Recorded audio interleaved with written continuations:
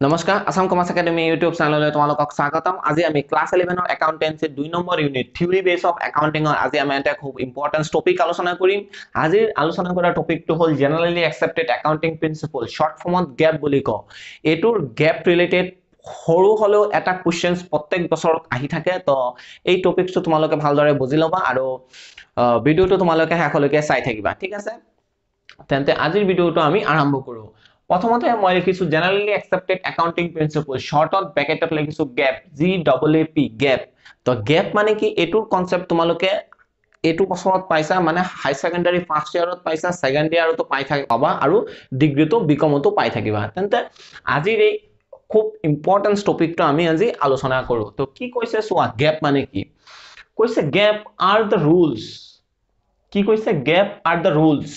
Gap ৰুলস হয় and concept আৰু concept হয়। কিহৰ কনসেপ্ট আৰু কিহৰ ৰুলস পিছত চাও কি কৈছে। which যেটো have been accepted by accounting community, যেটো accept কৰিছে accounting community। accounting community মানে কি, যিসকল হিসাব ৰক্ষক গোটেই বিশ্বত আছে, ঠিক আছে, হিয়তৰ এটা accounting community আছে। তো সেই কমিউনিটিয়ে accept কৰিছে ৰুল বিলাক আৰু কনসেপ্ট বিলাক for sound accounting practice। sound মানে খুব ভাল, accounting practice মানে যিসকলে হিসাব ৰাখে, প্ৰেক্টিস কৰে। তো এটো কনসেপ্টটো আমি একাউন্টিং প্ৰিন্সিপলস মানে আগৰ ভিডিওটো যেটো দিছো প্ৰায় একেই, ঠিক আছে? তো মানে ইয়াত কৈছে জেনাৰেলি একসেপ্টেড। এটোৰ কনসেপ্টটো হ'ল জেনাৰেলি একসেপ্টেড। জেনাৰেলি একসেপ্টেড মানে সবেই একসেপ্ট কৰিছে একাউন্টিং প্ৰিন্সিপলস, মানে একাউন্টিং প্ৰিন্সিপলস বিলাক জেনাৰেলি একসেপ্ট কৰিছে সবে। বুজি পাইছা এটা জেনাৰেলি একসেপ্টেড একাউন্টিং প্ৰিন্সিপলস নামটো কেনেকৈ আহিল? তো এইখিনিত আগত ভালকে বুজি লোৱা কি কৈছে, GAAP are the rules and concept. GAAP মানে জেনাৰেলি একসেপ্টেড একাউন্টিং প্ৰিন্সিপলস বোৰ কেইটামান ৰুলস হয়, মানে কেইটামান মানে বহুতো হ'ব পাৰে, অলপো হ'ব পাৰে। কেইটামান ৰুলস এন্ড কনসেপ্ট, কনসেপ্ট মানে ধাৰণা যে বস্তুবিলাক এনেকে কৰিব লাগে, এনেকে কৰিব নালাগে, এইবিলাক হ'ল ৰুলস এন্ড কনসেপ্ট। which যেটো have been accepted by accounting community for sound accounting practice। accounting community সব বস্তুৰে, যেনেকে ডক্টৰ কমিউনিটি থাকে, শিক্ষকৰ এটা শিক্ষক কমিউনিটি থাকে, এনেকা ধৰণৰ একাউন্টিংৰ এটা কমিউনিটি আছে। সেই কমিউনিটি সবে মানি লৈছে যে এই নিয়ম বিলাকে সঠিক। সেই নিয়ম বিলাক আৰু কনসেপ্ট বিলাককে জেনাৰেলি একসেপ্টেড একাউন্টিং প্ৰিন্সিপলস বুলি কয় আৰু শৰ্টত আমি গ্যাপ বুলি কওঁ, ঠিক আছে? পিছত কি কৈছে চাও, there হিহতৰ usefulness depends on generally acceptability rather than individual acceptability of accounting concept। কি কৈছে, তেখেতৰ ইউজফুলনেস ব্যৱহাৰ depends on generally একসেপ্টেবিলিটি। General accept কৰে মানে সবে একসেপ্ট কৰি লয়, ৰাদাৰ দেন ইন্ডিভিজুৱেল।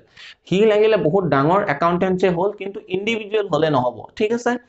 যে সবে মানি লব লাগিব তেনেকা ধৰণৰ ৰুলস আৰু কনসেপ্টে জেনাৰেলি একসেপ্টেড একাউন্টিং প্ৰিন্সিপলছত সন্নিবিষ্ট আছে। বুজি পাইছা? পিছত কি কৈছে, স্লিমলি মানে শৰ্টত generally accepted accounting principles, GAAP, generally accepted accounting principles কি হয়, comprises a set of rules, concept।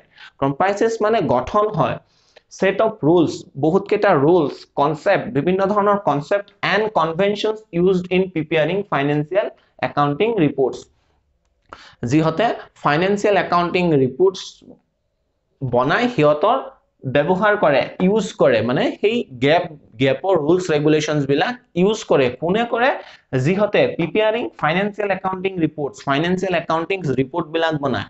Financial accounting report বলতে কি কি হয় তোমালোকে পিছত লাহে লাহে বস্তুখিনি কৰিবা, যেনেকে profit and loss accounts, balance sheet, trading accounts, এইবিলাক একাউন্টিং ৰিপোৰ্টস হয়। এইবিলাক চাই পেলাই কোনো এটা বিত্তীয় প্ৰতিষ্ঠানৰ কিমান লাভ হৈছে বা লছ হৈছে এইবিলাক বস্তু আমি জানিব পাৰো, ঠিক আছে?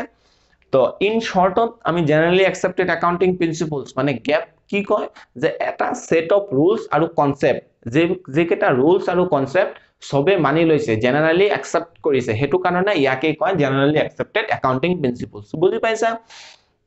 তো স্ক্রিনশট লৈ লবা, স্ক্রিনশট লৈ পেলাই তোমালোকে নোট বিলাক বনাই থাকিবা। পিছত জেনারেলি একসেপ্টেড একাউন্টিং প্ৰিন্সিপলসৰ কি কৈছে, ফিচাৰ্স।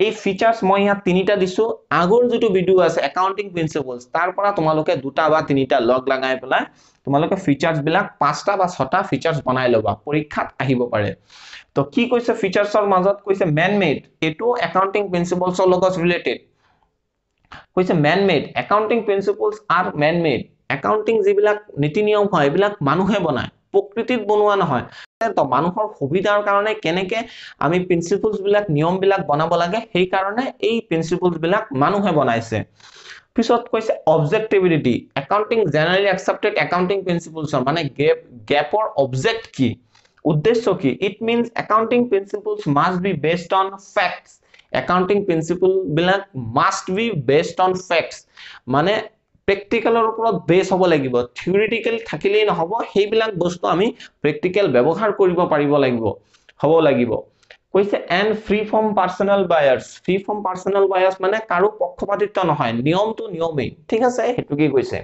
ইহঁতৰ উদ্দেশ্য হল কি প্ৰ্যাকটিক্যাল বেস মানে যেটো প্ৰ্যাকটিক্যালত হৈছে হেতুই থিওৰিত থাকিব আৰু যেটো থিওৰিত আছে হেতু আমি প্ৰ্যাকটিক্যালত লগাব পাৰিব হ'ব লাগিব নহলে একাউন্টিং প্ৰিন্সিপলসৰ কোনো কামেই নাই ঠিক আছে পিছত কৈছে ইউজফুলনেস কোত আমি ব্যৱহাৰ কৰিব পাৰো কৈছে accounting principles useful to persons who is using financial statements যিসকল ব্যক্তিয়ে ফাইনান্সিয়াল স্টেটমেন্টস ব্যৱহাৰ কৰে বা বনায় ব্যৱহাৰ কৰে কোন এটা বিত্তীয় প্ৰতিষ্ঠানৰ মালিকে ব্যৱহাৰ কৰে মানে হি ফাইনান্সিয়াল স্টেটমেন্টটো চাই পেলাই তাৰ কিমান লাভ হৈছে লছ হৈছে হেবিলাক বস্তু চাব পাৰে তো হেতুকে কৈছে ফাইনান্সিয়াল স্টেটমেন্ট চাব পাৰে আৰু একাউন্টেন্ট বিলাকে সেই ফাইনান্সিয়াল স্টেটমেন্টস বিলাক বনায় তো সবৰে সেই generally accepted accounting principles concept বিলাক সবৰে থাকিব লাগিব জুনে চাব তাৰো কনসেপ্ট থাকিব লাগিব আৰু জুনে বনাব তাৰো কনসেপ্ট থাকিব লাগিব তো কোনে বনাব একাউন্টেন্ট বিলাকে বনাব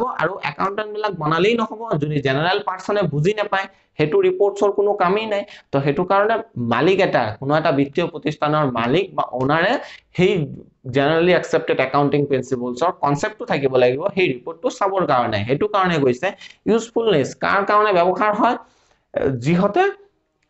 যিহতে ফাইনান্সিয়াল স্টেটমেন্ট চাই আৰু ফাইনান্সিয়াল স্টেটমেন্টস বনায় আৰু দুটা ইউজফুলনেস মানে ফিচাৰ্স আৰু দুটা তোমালোকে মই সেই ভিডিওটোৰ লিংক ডেসক্ৰিপচন বক্সত দি দিম একাউন্টিং প্ৰিন্সিপলসৰ তাৰ পৰা দুটা তোমালোকে ফিচাৰ্স লৈ পেলা ইয়াত লগ লগাই দিবা লগ লগাই পেলা এটা এটো জেনাৰেলি একসেপ্টেড একাউন্টিংৰ ডেফিনিশনস হৈ গল এটো ফিচাৰ্স হৈ গল এতিয়া সৰু হলেও কোশ্চেনস এটা আহিব পাৰে যে গ্যাপৰ ফুল ফৰ্ম কি তোমালোকৰ কোশ্চেনস আহিব পাৰে তোমালোকে চালে যোৱা বছৰৰ কোশ্চেন বিলাকত চাবা যে আহিছে বা গ্যাপৰ ফুল ফৰ্ম মানে কি কব জেনাৰেলি একসেপ্টেড একাউন্টিং প্ৰিন্সিপলস বা হোৱাট ইজ গ্যাপ হেতু কাৰণে এটো এইখিনি লিখিবা যদি শৰ্ট নোটস আহে গ্যাপৰ কাৰণে 3 মাৰ্ক বা 4 মাৰ্কছৰ বা 2 মাৰ্কছৰ কাৰণে শৰ্ট নোটস আহিব পাৰে তেতিয়া তোমালোকে গ্যাপৰ ডেফিনিশনস লিখিবা আৰু দুটামান ফিচাৰ্স লিখি দিবা তো এটো খুব ইম্পৰ্টেন্ট টপিক হয় হেতু কাৰণে মই বেলেগকে বনাইছো একাউন্টিং প্ৰিন্সিপলসৰ নিচিনাই হল কিন্তু গ্যাপটো অলপ বেলেগ কনসেপ্ট হেতু কাৰণে মই এটো বনাইছো তো